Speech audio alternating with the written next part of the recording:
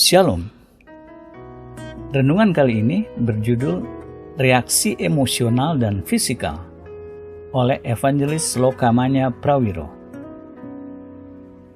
Satu pandangan umum hari ini adalah baptisan dalam Roh Kudus adalah pengalaman emosional.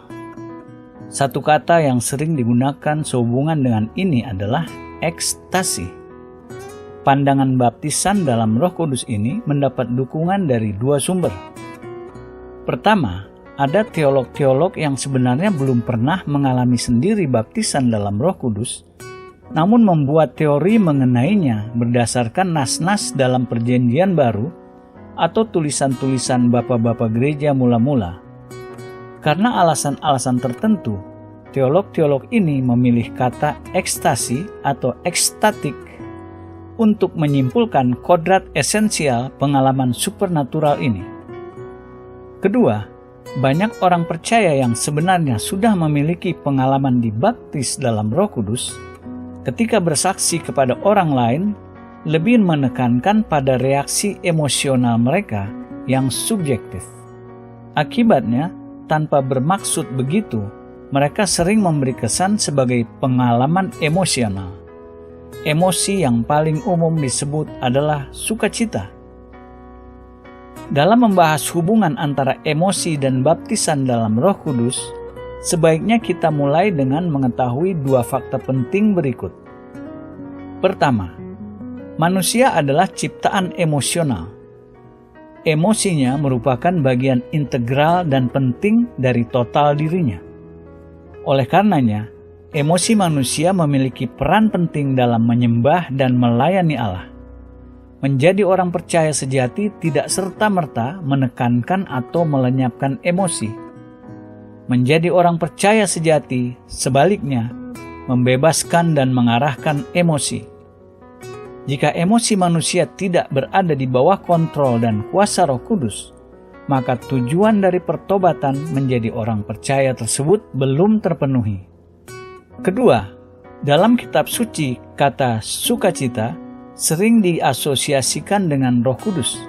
Sebagai contoh, buah roh, seperti daftar dalam Galatia 5:22-23, yang pertama adalah kasih, kedua sukacita, dan seterusnya. Dalam daftar ini, sukacita ditulis langsung setelah kasih yang adalah buah utama roh. Kita membaca mengenai orang-orang Kristen mula-mula di Antiokhia, dan murid-murid di Antiokhia penuh dengan sukacita dan dengan Roh Kudus. Kisah Para Rasul 13 ayat 52. Kita melihat dalam Perjanjian Baru, sukacita sering diasosiasikan dengan Roh Kudus.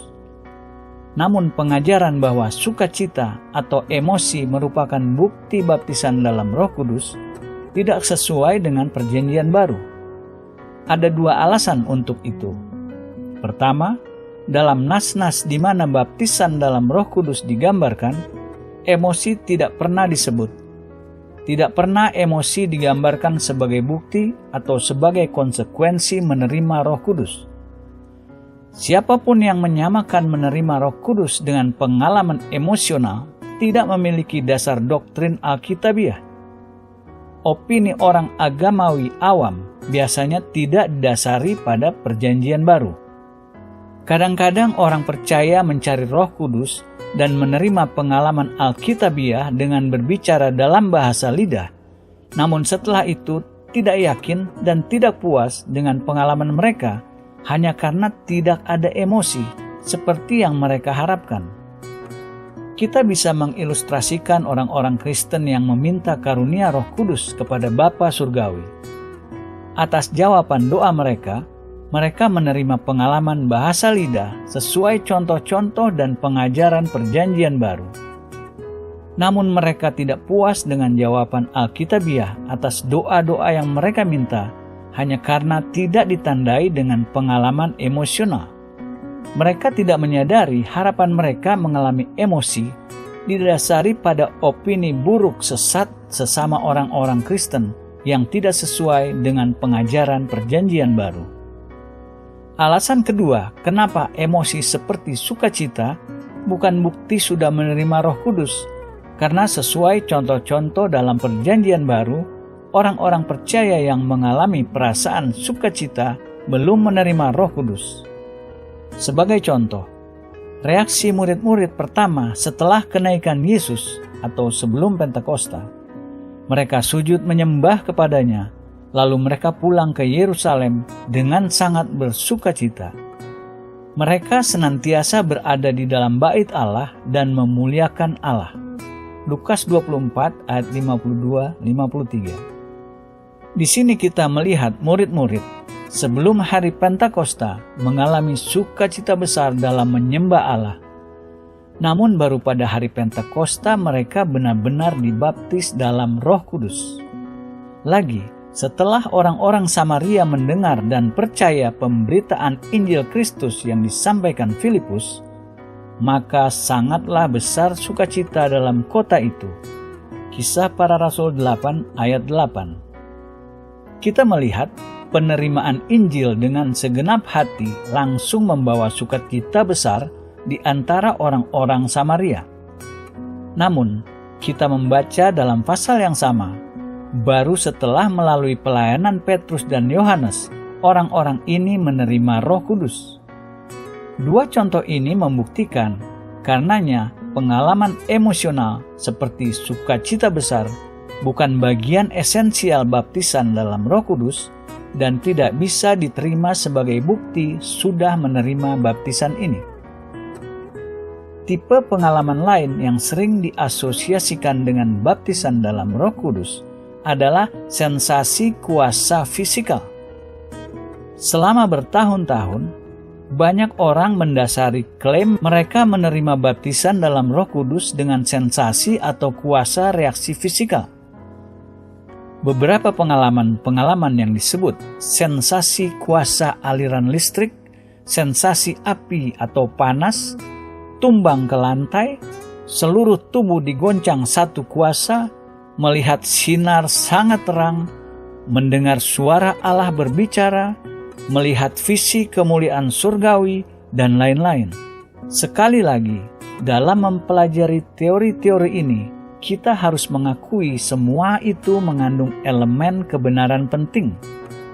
Seluruh Alkitab memberi kita banyak contoh di mana hadirat dan kuasa Allah menghasilkan pengalaman reaksi fisikal di antara umatnya yang dianggap layak datang mendekat padanya. Ketika Tuhan menampakkan diri kepada Abraham dan mulai berbicara kepadanya, sujudlah Abraham. Kejadian 17 ayat 1-3. Beberapa kali dalam kitab Imamat dan Bilangan, ketika hadirat dan kemuliaan Allah dimanifestasikan secara kelihatan atau visible di antara umatnya, Musa, Harun, dan anak-anak Israel sujud menyembah. Ketika api turun ke atas korban persembahan Elia yang dilihat semua orang, sujudlah mereka. 1 Raja-Raja 18 ayat 39. Pada saat mendedikasikan bait Salomo, ketika itu rumah itu, yakni rumah Tuhan, dipenuhi awan, sehingga imam-imam itu tidak tahan berdiri untuk menyelenggarakan kebaktian oleh karena awan itu, sebab kemuliaan Tuhan memenuhi rumah Allah. 2 Tawarikh 5 ayat 13-14. Ada dua nas di mana Nabi Yeremia memberi kesaksian pribadi mengenai efek kuasa fisikal yang dihasilkan di dalam dirinya oleh kuasa firman Allah dan hadirat Allah. Tetapi apabila aku berpikir, aku tidak mau mengingat dia dan tidak mau mengucapkan firman lagi demi namanya, maka dalam hatiku ada sesuatu yang seperti api yang menyala-nyala, terkurung dalam tulang-tulangku. Aku berlelah-lelah untuk menahannya, tetapi aku tidak sanggup. Yeremia 20 ayat 9. Di sini, Yeremia bersaksi bahwa pesan nubuat Tuhan di dalam hatinya menghasilkan kesan api menyala dalam tulang-tulangnya. Kemudian ia berkata lagi, mengenai nabi-nabi, hatiku hancur dalam dadaku, segala tulangku goyah, keadaanku seperti orang mabuk, seperti laki-laki yang terlalu banyak minum anggur, oleh karena Tuhan dan oleh karena firman-Nya yang kudus. Yeremia 23 ayat 9. Di sini kata-kata Yeremia juga mengindikasikan reaksi kuasa fisikal karena hadirat Allah. Lagi, efek kuasa fisikal turun ke atas Daniel dan orang-orang yang bersamanya karena visi langsung dari Allah. Hanya aku, Daniel, melihat penglihatan itu, tetapi orang-orang yang bersama-sama dengan aku tidak melihatnya, tetapi mereka ditimpa oleh ketakutan yang besar, sehingga mereka lari bersembunyi. Demikianlah aku tinggal seorang diri. Ketika aku melihat penglihatan yang besar itu, hilanglah kekuatanku. Aku menjadi pucat sama sekali, dan tidak ada lagi kekuatan padaku. Daniel 10 ayat 7-8. Karena hadirat Tuhan, Daniel dan orang-orang yang bersamanya, seperti Yeremia juga, mengalami reaksi kuasa fisikal yang tidak biasa. Reaksi seperti ini tidak dibatasi hanya pada Perjanjian Lama. Satu contoh lain adalah visi Tuhan yang diberikan kepada Saulus dari Tarsus dalam perjalanannya ke Damaskus. Saulus melihat sinar sangat besar. Ia mendengar satu suara berbicara kepadanya dari surga. Ia tunduk ke tanah dan tubuhnya gemetar. Kisah Para Rasul 9 ayat 3-6. Ketika Yohanes menggambarkan visi Tuhan yang ia terima di Pulau Patmos, ia mengatakan, "Ketika aku melihat dia, tersungkurlah aku di depan kakinya, sama seperti orang yang mati." Wahyu 1 ayat 17. Di sini jelas ada reaksi kuasa fisikal sangat besar dan dramatis karena hadirat Tuhan. Dalam beberapa denominasi gereja Kristen tua, ada kecenderungan menolak semua reaksi fisikal atau manifestasi seperti di atas dan menganggapnya sebagai emosionalisme atau fanatisme. Namun, sikap ini jelas bertentangan dengan kitab suci. Sudah pasti ada peristiwa-peristiwa di mana manifestasi-manifestasi ini hasil dari emosionalisme, fanatisme, atau keinginan kedagingan untuk menonjolkan diri. Namun siapa yang berani mengatakan tuduhan-tuduhan itu terhadap orang-orang seperti Nabi Musa, Yeremia, dan Daniel atau Rasul Yohanes dan Paulus? Terlalu sering tendensi menolak semua bentuk reaksi fisikal karena hadirat dan kuasa Allah didasari pada tradisi buatan manusia yang salah dari apa yang sebenarnya merupakan kekudusan sejati yang bisa diterima Allah ketika umatnya menyembah. Kita melihat bahwa kitab suci memberi ruang bagi reaksi yang tidak biasa di antara anggota-anggota umat Allah ketika kuasanya hadir. Namun, tidak ada dimanapun disebut reaksi atau manifestasi fisikal ini sebagai bukti seseorang menerima baptisan dalam Roh Kudus.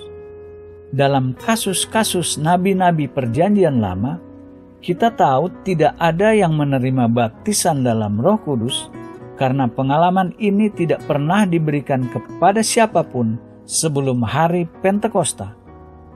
Dalam kasus-kasus Yohanes dan Paulus dalam Perjanjian Baru, sama jelasnya reaksi kuasa fisikal mereka karena hadirat Tuhan bukan bukti dari penerimaan baptisan mereka dalam Roh Kudus. Pada waktu Yohanes menerima visinya di Patmos, ia sudah dibaptis dalam Roh lebih dari 50 tahun.